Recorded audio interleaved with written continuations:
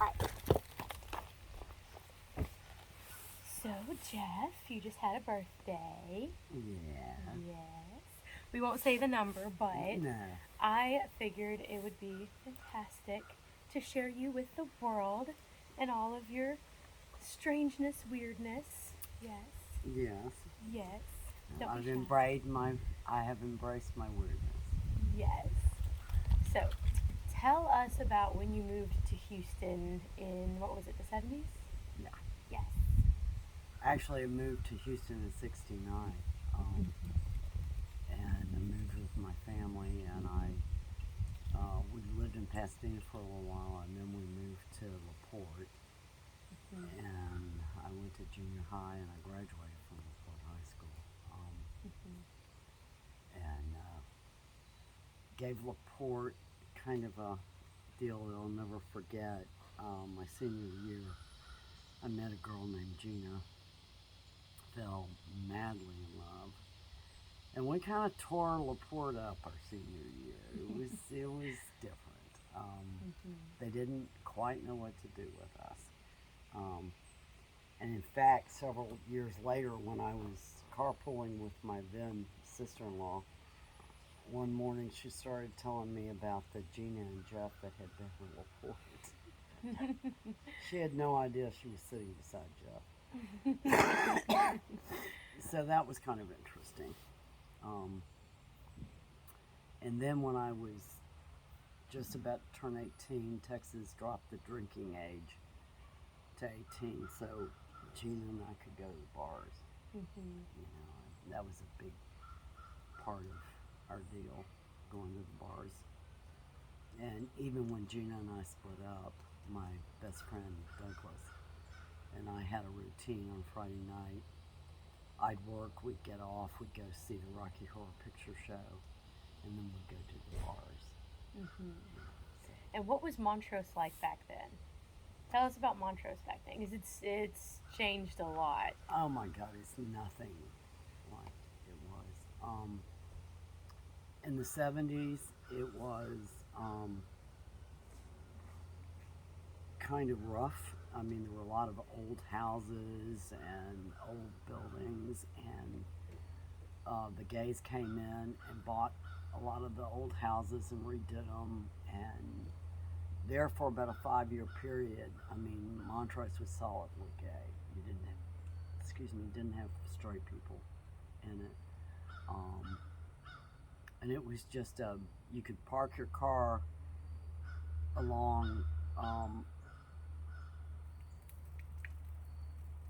well, you know, Elgin turns into Westheimer. And around that first curb where Felix's was, I said, that whole thing was just nothing. So you could park your car and go from gay bar to gay bar to gay bar. I mean, it was all the way down Montrose.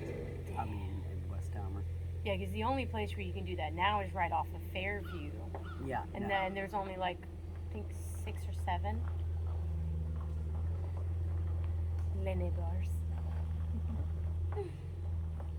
Yeah, and it was just, I mean, the whole area was gay.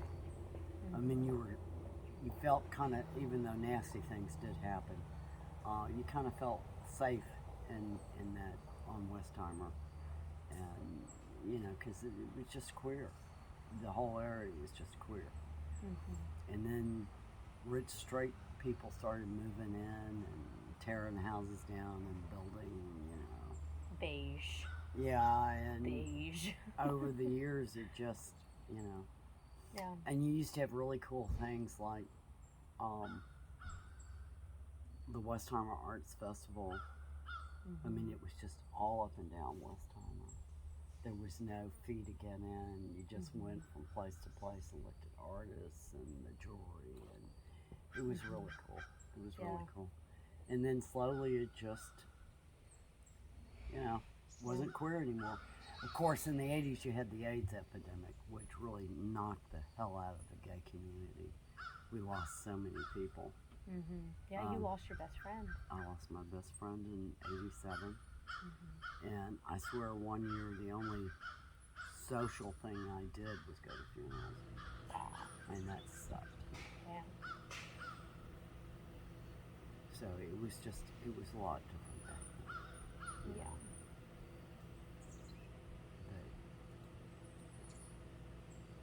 And then, of course, when the AIDS epidemic hit, my girlfriend at the time, Suzanne, and I joined ACT UP. Mm-hmm. And we did all kinds of events and activities. But by then, Montrose wasn't Montrose. It's sad when I think about it, but oh well. And that was the difference, I think, the AIDS epidemic. It just, it was a blow that the gay community couldn't really absorb, and it just changed. Yeah. Yeah, no, I remember at Thanksgiving a couple years back, my cousin's new wife was like, "Oh yeah, where are all these gay people coming from?" And I was just like, "What do you mean?" She's like, "Oh yeah, all these people are gay now." And I was like, "You do realize we lost like an entire generation of queer people to the AIDS epidemic?" And she just didn't know what to say to that after that. But yeah, a lot of people, they don't realize like what a large chunk of the population it took from the gay community. And now it seems like, yeah, there's more gay people because, yeah, we're not dying of AIDS anymore. You know, yeah. So the community has been able to rebound a little bit, but not. Well, we've lost a lot of our elders, which is part of the reason why I think this is so important. You know, you were there and you lived through it, and that perspective is, I think, very much needed in our community right now. Well, I get kind of pissed off at some of the younger gay people because they, go out and party and they don't seem to have any sense of political responsibility or social responsibility. And they go out and they have a good time, and that's all well and good. But you're able to do that because people of my generation were willing to go out and face the cops and face the nastiness. I was in the first gay pride parade. I was just about to ask you to talk about that. Yes. The first gay pride parade in Houston was not, this celebration down Westheimer. It was a march down Main Street, Houston. We were outnumbered 3-1 by the cops. It was tense, and it wasn't joyful. It was more a protest march. But that was the first gay pride parade in Houston. About what year do you think that was? That was 1975 or 76, I think. And then I was there the night that they created the Gay Activist Alliance. And back then, you really had to worry about the cops, that they were going to come in and drag you off and split your head open. And it was just a much different atmosphere. And I'm not saying I was terribly important in all of that, but my peers, we fought. We fought. It wasn't fun. It was scary sometimes, but we just kept fighting. And that's one of the reasons you have marriage equality and, this kind of thing is because, people like Ray Hill, who was a good friend of mine, and Pokey Anderson, and, it's because we fought.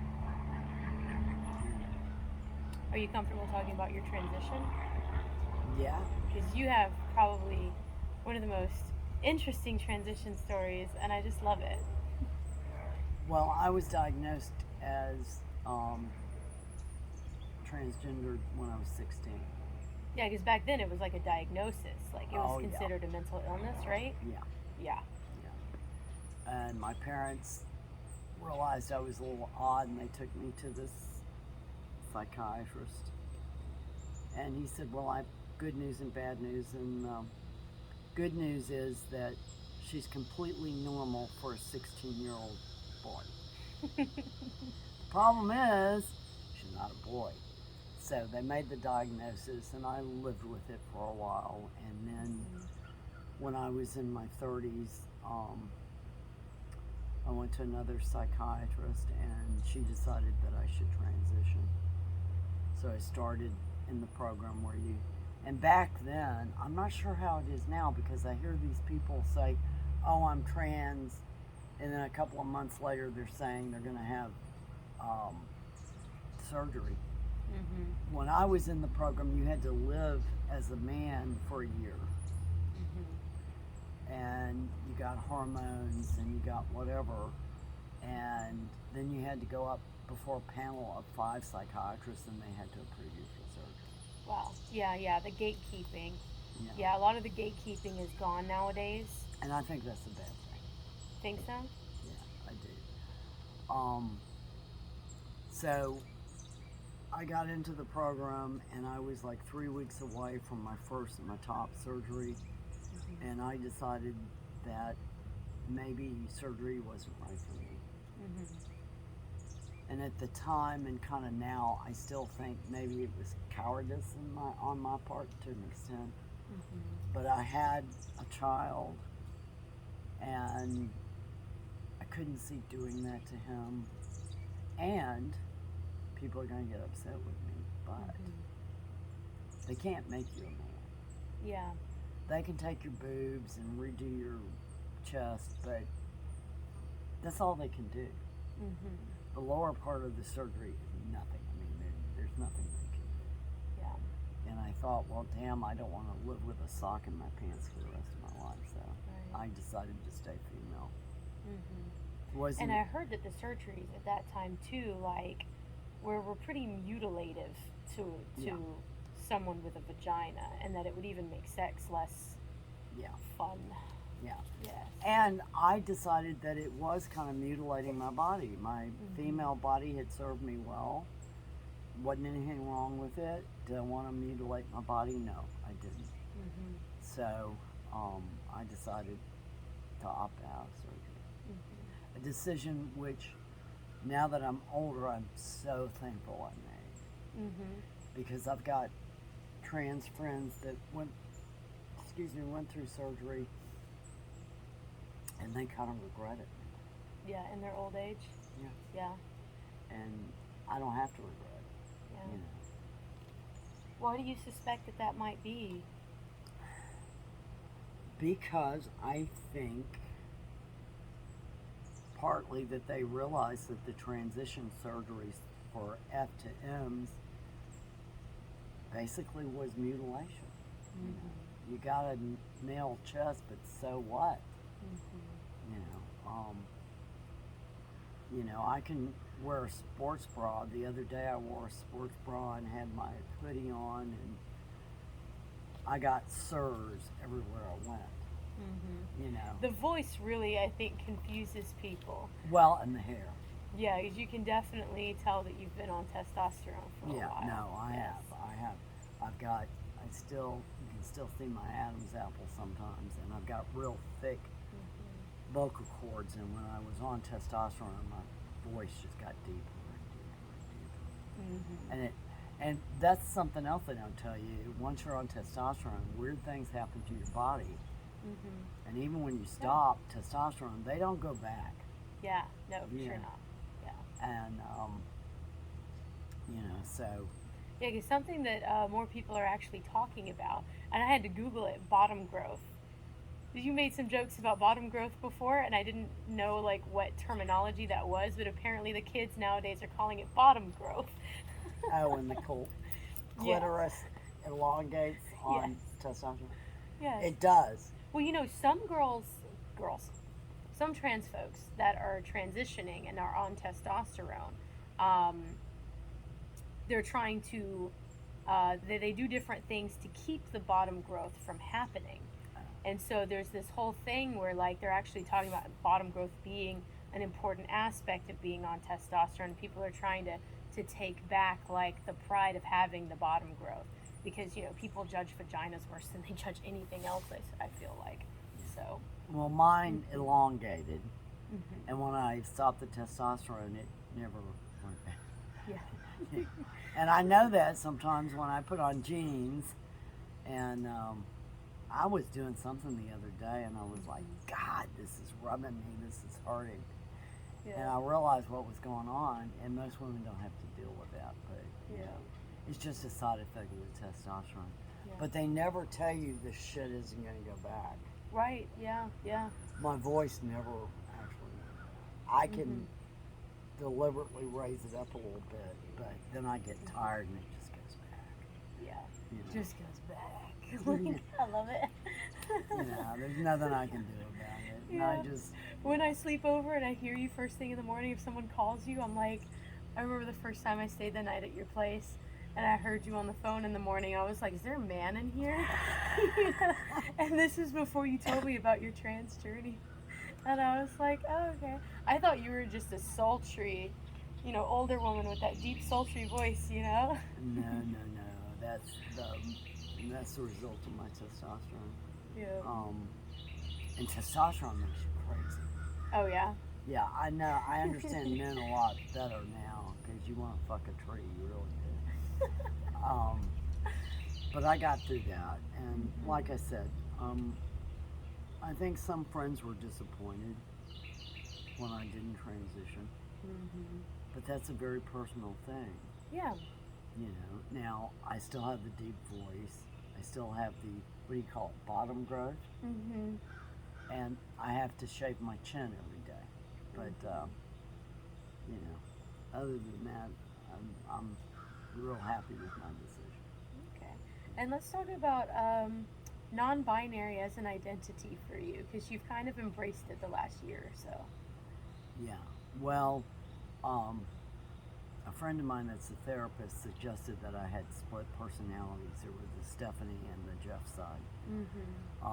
And I went to see a psychiatrist to kind of meld the two together because I felt like that was the only way I was going to live happily ever after. So she was very helpful, and we got to that point, and it's just something that after the initial kind of energy to put them together, they just came together naturally. Okay, nice. And I feel very free. I've got fingernails right now. Sometimes I don't, but I do right now. And sometimes I wear makeup and, feel like I can do whatever. That's the bottom line. I feel like I can do whatever I want to do. It's like when I went out Saturday night, I had very masculine clothes on, even with a sports jacket. But I still had makeup on. Yeah. And I got some strange looks, and I knew I would. But that's me. If you don't like it, don't look. Right. So you feel like the non-binary identity has freed you from a lot of the... Yeah. Yeah. Oh, yeah. Did you feel like the non-binary identity was as talked about or openly discussed when you were doing your initial transition at 30? Not at all? No, not at all. It was either or. Either you were trans and you were going to transition, or if you didn't transition, were you really trans? And that's ridiculous because you're trans. Whether you transition or not, you're trans. And, I think quite a few of my straight friends said, oh, well, you'll just stay female, everything will be great. The trans part never goes away. Right. You're always trans. And it caused me a great deal of emotional shit. And then I decided, well, fuck it, let's just put them together. And that's really been my saving grace. And I've been able to do that. Because I come out here some days and I don't know what I look like, but it ain't a pretty female, I'll tell you that. Gail, my neighbor, she's like, wow. She's like, she makes several comments about my voice. She's like, God, you sound like a guy. I said, well, there's a reason for that, But, and used to, I tried to kind of smooth over some of the masculine parts. And, I think this is going to sound weird, but the Geoff side is much nicer, much cooler. And like I said, my sister-in-law and I did a ceremony last year to kill Stephanie off. And she's pretty dead. Like a ceremonial ritual. Yeah, we killed her. Yeah. Do you feel like Stephanie was a response to who people wanted you to be as a woman, and that's why it was Yeah. felt needed? Yeah, I thought so. And it was very fake. Mm-hmm. And it was very stressful. Yeah. Yeah, I'm sure it is really stressful. Because I wanted to relax and be myself, but oh no, you got to do this, this, and this. And Mm-hmm. I was just never very good at that. Yeah. And Carrie can tell you, my son, that I Mm-hmm. wasn't a conventional mother. I tried very hard, but I could never pull it off. Right. But we still had a good relationship, Mm-hmm. and now that he's in his 30s, and a parent himself, um, like when he bought me the pocket knife, Mm-hmm. he was like, "Well, you've kind of combined everything, and I don't want to get you a foo-foo knife. It's not going to fit you. Right. You go and pick your own knife out." Yeah. So I did. Yeah, because Geoff doesn't want a foo-foo knife. No, no. Well, the foo-foo knife isn't going to do anything for you. Right, yes. So, and it's nice to have that kind of support for my son. Honeybee. Oh, get him away. Go away. Go away. I wouldn't wish being trans on anybody. I really Right. wouldn't. Yeah. And I've had some people in my life that were like, "Well, you just chose to be this." Mm. And I'm like, if you could spend 2 hours inside my head, Yeah. you would realize how nasty and horrible this is. Yeah. And you think that it's because of the way society treats trans people that it's Yeah. such a burden? Oh, yeah. Yeah. Well, in the way that society treats kind of masculine females. Right. Oh, yeah. Yeah. And people look at me sometimes like I got two heads. Yeah. But one thing I have discovered, though, is I just be myself, and they kind of freak out, but I just continue on. And eventually, most people are like, "Well, okay, I guess that's just the way she is," and it's, Yeah. But How do you feel about pronouns? shit. She had such a funny joke last night. I don't get the they thing. Right. Yeah, because everyone uses it in the plural. Yeah. I just don't get it. I mean, are you trying to decide which you are, or whatever? I understand the her and the he, but the they, oh, no. No, no. No, I don't get that. I'm sorry. You can call me a her, you can call me a him, but not a they. Yeah. No. I think that's a little silly. Yeah, because like the English language does not have a neutral identifier that's not objective. Like it would be neutral, but it's objective. You talk about objects as its, Yeah. right? Yeah. Something very interesting in my German class that we discussed, because German is one of those interesting languages that has 3 genders. Yeah. Yes, it's got masculine, feminine, and neuter, and so you can refer to someone as they specifically in the singular, whereas in English it comes off as clunky sometimes to certain people. Using they in the singular is very interesting because they used to do it in user manuals all the time before the 40s and 50s. Yeah, and I think that's very interesting, especially whenever you look at like Shakespeare. Shakespeare uses they in the singular all the time. Yeah, so it's very strange how our society has convinced us that they is always plural. Yeah. Well, but the thing that kind of gets to me is,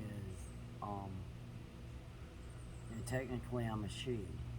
You want to call me a he, that's fine. Right. But I don't know. They just seems to be a step too far. Think so? Yeah. I don't think trans people should, and again, people are going to get upset with me, but I've been trans all my life, and you can call me she or you can call me he. I'm not offended. I don't care. But let's not make people more uncomfortable by demanding they call us they. You know, it's like, is somebody in your pants with you there? I mean, you know, it just seems fake and something that people are trying to impose on people. Right. You can call me whatever you want. You know, I've lived with it so long I don't care. Yeah. You know. Do you feel like your comfortability around pronouns comes from being your age and being confident in who you are? How did you feel about pronouns when you were younger? I hated being called a she because I'm not, you know. But I got used to it. And it was okay when I was living as a man, you know. People called me he and dude, and, you know. I'm not sure I've ever been real comfortable with either one. But over the years, I've just kind of accepted it. Yeah, but you feel like they isn't the right fit either, though. No, I don't. Yeah. I don't, 'cause People have tried to, or have, I should say, the G in gym, and like just trying to like change the consonant in front of it to make new words and things, and I don't get that. yeah, there's just a flaw in our language, it seems, which is wild because like whenever your language has such a strong binary, it's hard to find the right word because the word just doesn't exist for us right now. No, it doesn't. Yeah. So you have to deal with the situation the way it is. Yeah. And like I said, I mean, I don't know anybody that I'm even partially close to that doesn't know my history and know who I am and what I am. So, Right. and like I said, my 36-year-old son is finally on board and very considerate and very aware. And that's a good feeling. And most of my friends are too. Glenda was here the other day, and her dog was trying to get down the stairs, and I was standing here, and Glenda was like, "Okay, let Geoff pick you up and put you on the ground." Glenda makes a big effort to call me Geoff, because she knew you as Stephanie. Oh Yeah. yeah. So, and it's, you know, honestly, if I won the lotto tomorrow, I might have my chest surgery done. Just because it would be easier. But I'm fine with it. I'm gonna live the rest of my life like this, and I'm comfortable up here, which is where it's important. Yeah, for sure. Where do you think that comfortability up here came from? You think it was just age, or do you think it was something else? I think it's a combination. Part of it's age. Part of it was that therapy I went through, because I went through the therapy deliberately to kind of meld the two sides together. And that was successful to a large extent. The therapy really helped me. And then, you know, it's just self-realization that you are who you are. You know, I'm comfortable with me without the top surgery. You know, and one very interesting consequence of moving up here, I live in a trailer in the woods, by the way, is that with some of the people that you wouldn't think would be so cool, like the pipeliners, like, you know, my neighbor next door, they have no problem with me. You know, and they've been very supportive. You know, so I don't lie to people anymore. You know, I'm just not doing that. I'm too old for that shit, and I'm not gonna play dress up for anybody. And you know. Although you have some wonderful dress-up clothes. Yes, I love all your sweaters. Bummed this sweater. Love this sweater. Yeah, I love it. I will give it back. I promise I'll give it back. I got that at a resale shop for $1.50. Oh my god, of course you did. Because of course you did. And I just found out I have the same birthday as Godzilla. One of my heroes. Anyway, I mean, life is a journey, and you know, I've been many strange places and had, you know, male lovers and female lovers, and you just do what's comfortable and what makes you happy. So That's a good note to end on. okay. Yes, and then we will have cigarettes. Yes. Yes. Yes. Want more cigarettes?